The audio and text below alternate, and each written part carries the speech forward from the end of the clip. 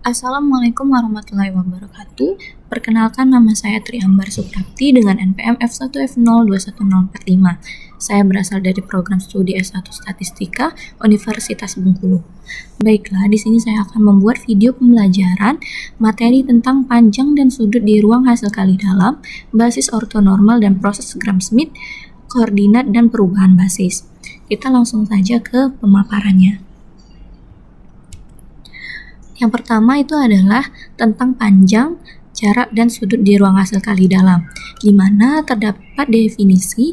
Kita misalkan V merupakan ruang hasil kali dalam, dan misalkan faktor U, V adalah elemen dari V, maka panjang vektor U itu didefinisikan sebagai U hasil kali dalam U, U pangkat setengah. Yang kedua, jarak antara U dan V sebagai U kurang V, kemudian kita cari panjangnya. Yang ketiga, ada kosinus sudut antara U dan V didefinisikan sebagai cos theta, ya, sama dengan hasil kali dalam U, V dibagi dengan panjang U dikali dengan panjang V, jika U-nya itu tidak sama dengan 0 dan V-nya juga tidak sama dengan 0. Kita masuk ke contoh. Terdapat hasil kali dalam AB sama dengan 4A1 B1 ditambah A2 B2 ditambah A3 B3 ditambah 2A4 B4 dan diberikan A-nya adalah 2, min 3, 1, dan 0. Kemudian B-nya ada 3, 0, 2, 1. Kemudian kita diminta untuk mencari panjang A dan B, kemudian jarak antara A dan B, dan kosinus sudut antara A dan B. Penyelesaiannya, yang pertama kita mencari panjang vektor. Yang dimana tadi itu sudah terdapat di definisi dengan rumusnya adalah hasil kali dalam A dikali A pangkat setengah. Maka tadi kan A-nya itu kita dapat bahwasannya 2, min 3, 1, dan 0. Maka di sini kita masukkan 2, min 3, 1, 0 dan 2, min 3, 1, 0. Kemudian ini kita masukkan ke rumus yang ini tadi, hasil kali dalamnya ini tadi. Jadi yang ini adalah bagian A, yang ini bagian B. Nah, rumusnya kan tadi 4A1 B1 ditambah A2 B2 ditambah A3 B3 ditambah 2A4 B4. Jadi ini adalah 4 terus A1 B1. A1-nya adalah yang ini, B1-nya yang ini. Jadi kita masuk ini 4 dikali A1 B1 ditambah B2 A2 B2, A2-nya yang ini, B2-nya yang ini. Kemudian A3 B3, ini A3, ini B3. Kemudian ini tadi 2A4 B4. Jadi 2 dikali A4 B4. Karena pangkat setengah maka diakarkan sehingga dapatlah hasil perkalian ini, kemudian kita jumlahkan, yang dimana hasilnya adalah 16 ditambah 9 ditambah 1 ditambah 0 sama dengan akar dari 26. Jadi panjang vektor A adalah akar dari 26. Kemudian untuk panjang vektor B itu dengan cara yang sama, tetapi kita pakai hasil kali dalam yang B. Nah, itu tetap menggunakan cara yang sama, didapatkanlah hasilnya adalah akar dari 42. Kemudian untuk mencari jarak itu caranya hampir mirip, tapi yang pertama kita kurangkan dulu A dikurang B-nya. Jadi A tadi kan ada 2, min 3. Jadi yang B-nya kita kurangkan terlebih dahulu. Jadi tadi kan A-nya ada 2, min 3, 1, 0. Kemudian B-nya ada 3, 0, 2, 1. Nah, di situ kita kurangkan 2 dikurang 3, min 3 dikurang 0, 1 dikurang 2, 0 dikurang 1. Maka dapatlah hasilnya min 1, min 3, min 1, min 1. Kemudian kita pakai rumus yang tadi, hasil kali dalam tadi.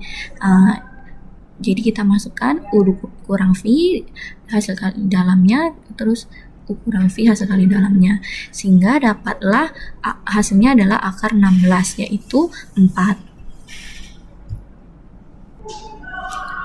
Selanjutnya itu adalah panjang yang bagian C, yaitu kita mencari sudut, dimana kita dapat rumus dari definisi, yaitu yang AB-nya tadi dibagi dengan panjang A dikali panjang B. Tadi kan dengan rumus yang ini sebelumnya tadi, nah ini itu kita masukin A-nya dan B-nya ini, sehingga didapatlah seperti ini. Kemudian panjang A dan panjang B tadi kita sudah dapatkan dari hasil pengoperasian kita tadi, maka dapatlah penjumlahannya, hasilnya adalah 26 per akar dari 1092. Kita akan lanjut ke materi mengenai basis ortonormal dan proses Gram-Schmidt. Sebelumnya saya akan jelaskan sedikit mengenai ortogonal dan ortonormal. Jadi ortogonal itu adalah hasil kali dalamnya harus sama dengan 0. Sedangkan ortonormal jika himpunannya ortogonal dan panjang setiap anggotanya adalah sama dengan 1. Kemudian yang dimaksud dengan Gram-Schmidt itu merupakan suatu cara yang dimana kita tuh menemukan suatu rumus untuk mencari basis ortonormal. Jika nantinya ada hasil kali dalam untuk mencari hasil dari U1, U2, dan U3 tidak sama dengan 0, maka akan membuat rumus ortonormalisasi yang dinamakan dengan ortonormalisasi dengan Gram-Schmidt. Kemudian bagaimana sih rumusnya? Seperti pada layar, misalkan V ruang hasil kali dalam, misalkan S-nya adalah V1, V2, sampai Vn, basis sembarang dari V dan B itu U1, U2, sampai UN. Basis ortonormal dari V yang akan dicari. Jadi, untuk U1, itu ada vektor satuan V1 adalah V1 dibagi dengan panjang V1 gitu. Kemudian untuk U2 adalah komponen V2 yang ortogonal terhadap U1 dan panjangnya itu 1. Jadi rumusnya adalah U2 sama dengan V2 dikurang hasil kali dalam V2, U1 dikali dengan U1 dibagi dengan panjang V2 dikurang hasil kali dalam V2, U1 dikali U1. Kemudian untuk U3 adalah komponen V3 yang ortogonal terhadap U1, U2 dan panjangnya 1.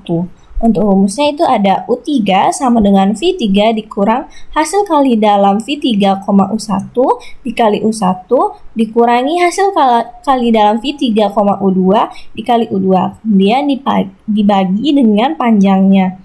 V3 dikurang hasil kali dalam V3, U1 dikali U1 dikurang hasil kali dalam V3, U2 dikali U2.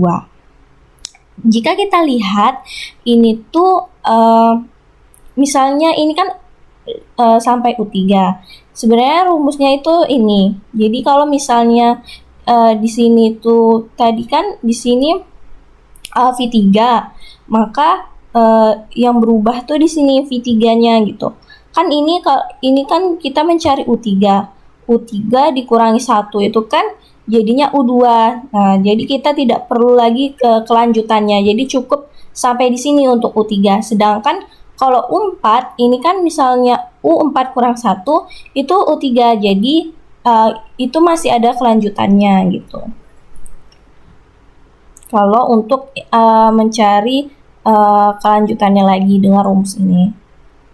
Kemudian kita masuk ke contohnya. Jadi terdapat contoh, tentukan basis ortonormal S V1 di mana V1-nya adalah 1, 0, 1, V2-nya ada 0, 1, 0, V3-nya ada 1, 0, min 1 terhadap hasil kali dalam dari A, B sama dengan 2A1B1 ditambah 4A2B2 ditambah 2A3B3.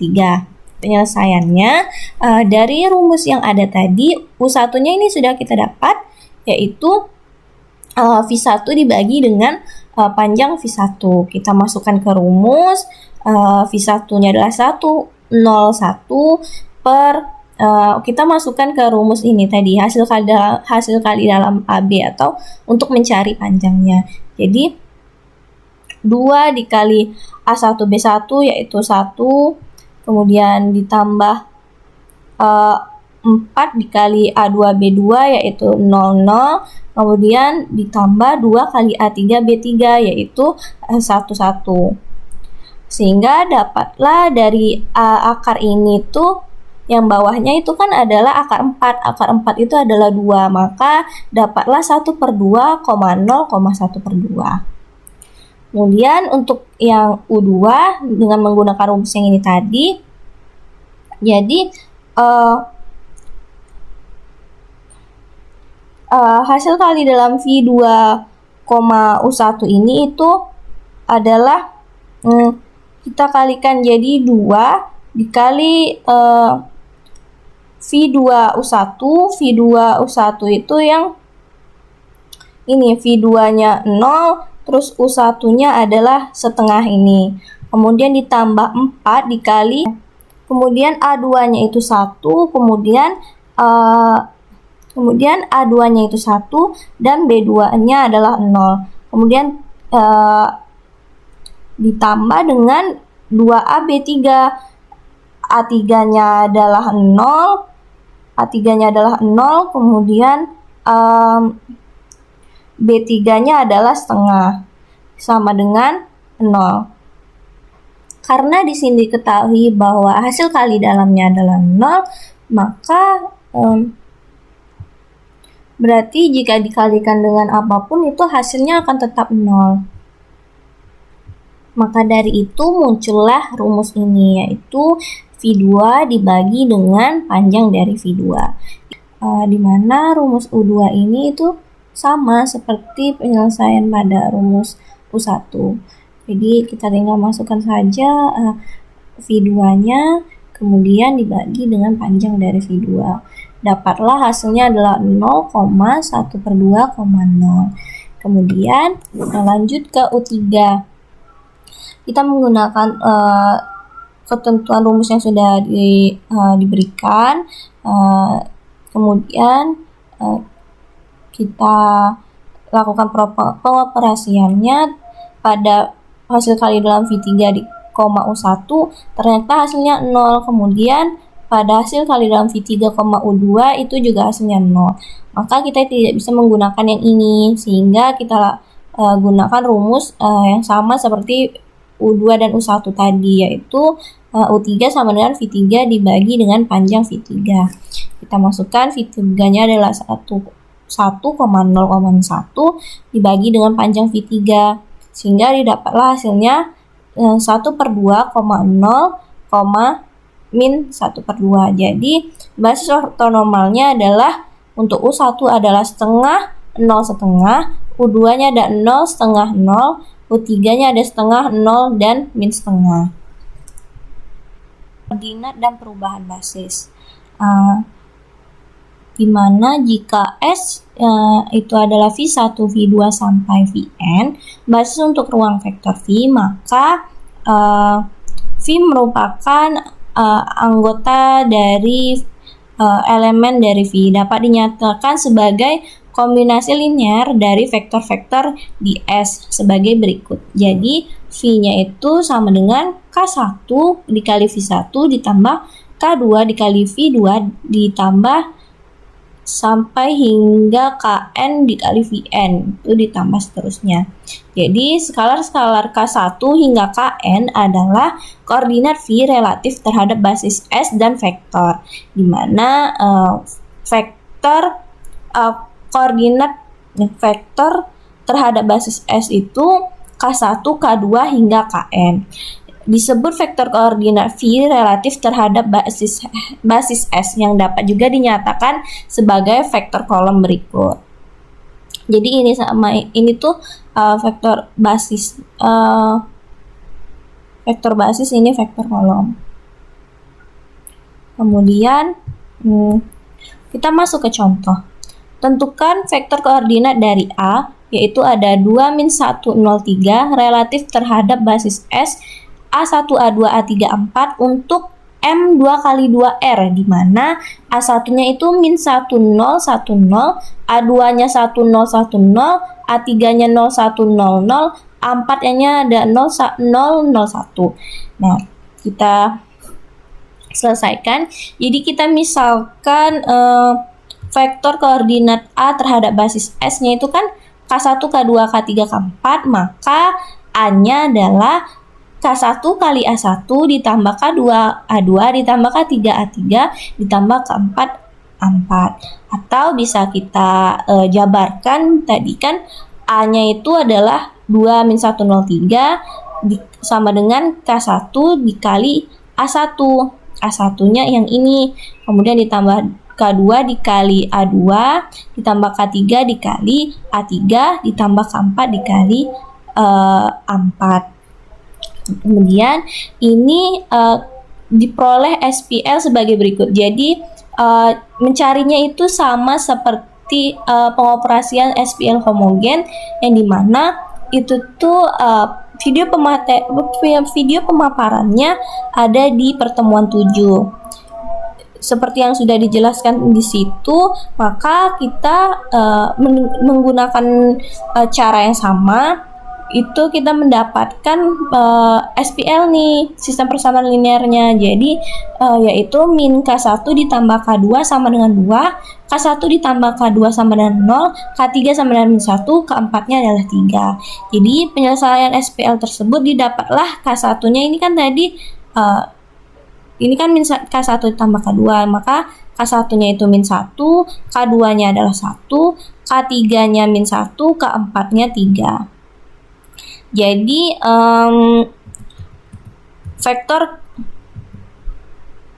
vektor koordinat A terhadap basis S-nya itu adalah min 1, 1, min 1, 3.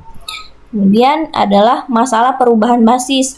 Jika kita mengubah basis untuk suatu ruang vektor dari basis lama ke basis baru atau B-aksen, bagaimana hubungan vektor koordinat lama vektor koordinat lama vektor terhadap basis dengan vektor koordinat baru terhadap basis baru ini, maksudnya yang baru, koordinat baru. Kita pandang B, U1, U2 dan B aksen, U1 aksen, U2 aksen adalah dua basis untuk suatu ruang vektor dimensi 2. Pandang B aksen sebagai basis dan U1, U2 sebagai vektor, maka diperoleh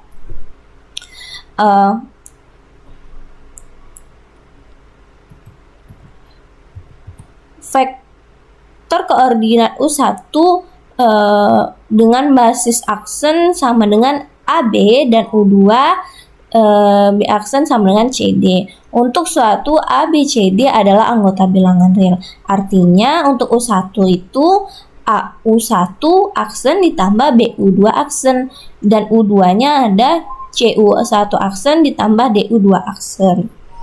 Jadi ini adalah dengan vektor koordinat baru gitu. Jadi yang ada aksen ini adalah koordinat baru.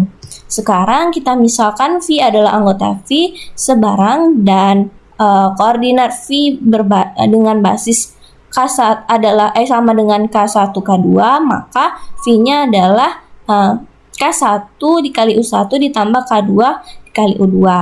Dari hasil yang tadi kita dapatkanlah ini U1 U2 ini adalah persamaan 1, kemudian V ini adalah persamaan 2, sehingga kita substitusikan kedua persamaan tersebut, di mana V-nya tadi kan ini jadi K1 dikali dengan U1, U1-nya adalah yang ini, U1 aksen ditambah BU2 aksen ditambah K2 dikali U2, U2-nya yang ini, CU1 aksen ditambah DU2 aksen.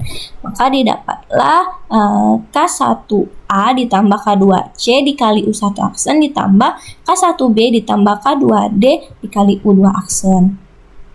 Sehingga vektor koordinat V itu relatif terhadap basis baru, yaitu ini K1A ditambah K2C, kemudian yang bawahnya K1B ditambah K2D, atau bisa kita pecahkan seperti ini, atau seperti ini juga boleh. Jadi vektor koordinat V relatif terhadap basis baru dapat diperoleh dengan mengalihkan dari kiri matriks P, yaitu ABCD, sama dengan vektor koordinat U1 dengan basis, basis aksen, kemudian yang vektor koordinat U2-nya dengan basis aksen dengan vektor koordinat V relatif terhadap basis lama. Secara umum, jika B sama dengan V1 hingga Vn dan B aksen V1 aksen sampai Vn aksen adalah basis untuk suatu ruang vektor berdimensi n, maka vektor koordinat V terhadap basis baru adalah untuk vektor V dengan basis baru sama dengan P dikali vektor dengan basis lama, di mana P adalah matriks yang kolom-kolomnya merupakan vektor koordinat dari vektor basis lama relatif terhadap basis baru. Atau bisa juga kita tuliskan seperti ini. Matriks P ini disebut matriks transisi dari B ke B aksen, maksudnya dari basis lama ke basis baru. Kita masuk ke contoh di mana diketahui basis B-nya itu adalah U1 U2 dan B aksennya V1 V2, di mana U1-nya adalah 10, U2-nya 01, V1-nya 11, V2-nya 21. Kemudian kita diminta untuk mencari tentukan P yang merupakan matriks transisi dari basis B lama ke B baru. Gunakan hasil 1 untuk menghitung vektor W dengan basis baru jika W-nya min 3,5. Kemudian hitung vektor W dengan basis baru secara langsung. Keempat, tentukan Q yang merupakan matriks transisi dari basis baru ke basis lama. Kita jawab, vektor koordinat U1 dengan basis baru diperoleh dari penyelesaian SPL. Jadi, dengan cara yang sama yang sebelumnya tadi, itu kan di mana U1-nya itu adalah 10, kemudian dikali dengan K, dikali dengan dikali dengan V1, ditambah K2 dikali dengan V2. Kemudian vektor koordinat ini diperoleh penyelesaian SPL-nya adalah 0,1 sama dengan R1 dikali 1,1 ditambah R2 dikali 2,1. Terlihat bahwa kedua SPL yang terjadi mempunyai koefisien yang sama, sehingga dapat diselesaikan dengan melakukan OBE atau bisa disebut dengan operasi basis elementer, yaitu seperti ini. Jadi kita itu mengharuskan pada diagonalnya itu harus 1, kemudian atas dan bawahnya itu harus 0 gitu. Ini caranya itu bisa lihat di video pemaparan materi ke-7 di mana itu ada pengoperasian SPL. Nah, sehingga didapatkanlah nilainya itu min 1, 1 dan 2 min 1. Sehingga ini tadi hasilnya vektor U1 basis barunya min 1, 1 dan untuk vektor U2 dengan basis barunya adalah 2 dengan min 1. Sehingga didapatkanlah P-nya min 1, 1, 2, min 1. Dengan cara yang sama di atas diperoleh vektor W dengan basis lamanya itu adalah min 3 dan 5. Sehingga untuk yang vektor W basis baru itu dikalikan, P ini dikalikan dengan basis lamanya. Jadi hasilnya adalah 13 dengan min 8. Kemudian untuk menjawab soal yang ketiga, dari soal SPL tadi kita dapatkan ini dengan rumus yang sama tadi, ini K kali V1 V2, ini ditambah K2 kali V2, terus diperolehlah menggunakan operasi baris elementer tadi, diperolehlah K1-nya 13 dan K2-nya itu min 8. Jadi didapatkan vektor W dengan basis barunya adalah 13 dengan min 8. Kemudian mencari matriks transisi dari B baru ke B lama, di mana kita menggunakan rumus Q, yaitu vektor 1 dengan basis lama dikali dengan vektor 2 dengan basis lama. Dengan cara yang sama, dengan 1 diperoleh Q-nya itu adalah 1, 1, 2, 1. Kemudian kita kalikan P dengan Q, diperolehlah hasilnya adalah 1001, yang dimana ini adalah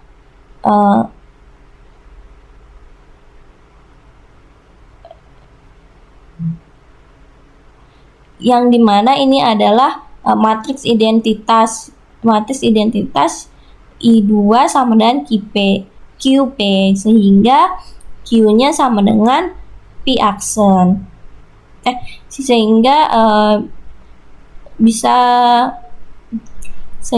Bisa juga kita tuliskan hasilnya adalah Q sama dengan P inverse. Kemudian ada teorema misalkan B dan B baru basis untuk suatu ruang vektor V. Jika P matriks transisi dari B ke B baru, maka P inverse adalah matriks transisi dari B aksen ke B. Maksud B aksen itu B baru ke B lama. Buktinya, kita misalkan Q adalah matriks transisi dari B baru ke B lama, akan kita tunjukkan bahwa QP sama dengan I, yang berarti Q sama dengan P inverse. Misalkan B-nya adalah U1 sampai UN dan QP-nya adalah ini. Matriks ini kita tahu bahwa vektor B baru sama dengan P dikali vektor X B lama, dan vektor B sama dengan Q dikali vektor X B dengan basis baru. Untuk semua X anggota bilangan V ini kita jadikan persamaan 1. Misalkan X-nya sama dengan U1 karena X sama dengan 1U1 ditambah 0U2 ditambah sampai seterusnya ditambah 0U ke N. Maka vektor B itu matriksnya kita bentuk seperti ini, 1, 0 sampai seterusnya kemudian 0. Sehingga dari persamaan 1 itu diperoleh matriks yang seperti ini. Jadi ini akan 1 sampai seterusnya sampai 0, ini jadi ke bawahnya 0. Kemudian ini C11, C21 sampai seterusnya CN1.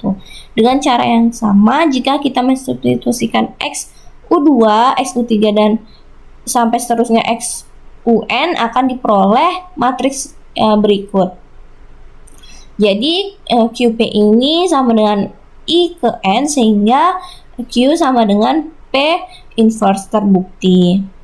Dari teorema ini diperoleh hubungan di mana jika P matriks transisi dari basis B ke basis baru, maka untuk setiap vektor V anggota V berlaku hubungan vektor V basis baru sama dengan P dikali vektor basis lama, dan vektor basis lama sama dengan P inverse dikali vektor V dengan basis baru.